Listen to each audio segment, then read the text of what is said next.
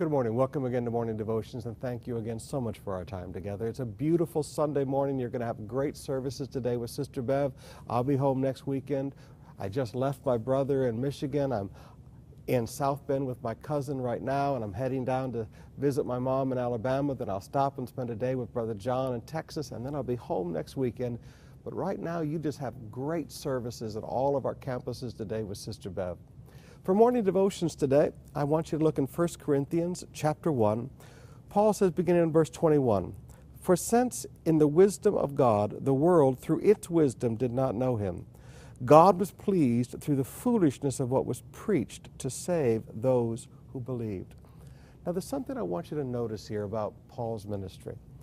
Paul recognized that you cannot get people saved with human wisdom. In fact, in chapter 1, verse 17, he says that the words of wisdom, man's wisdom, empties the cross of its power.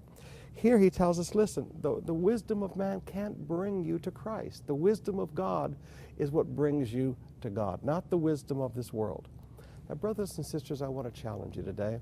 When you present the gospel to people, present the cross. When you present the gospel to people, preach the gospel. Don't try to do a self-help program. Don't try to do a life coaching program.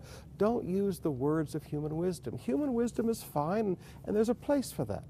But it's not going to lead people to Christ. You need to present the gospel. When we present it with words of human wisdom, we empty the cross of its power. I challenge you today. When you share the gospel, forget all of the self-help, forget all of the cute little speeches, forget all about the life coaching terms, and simply talk about the cross.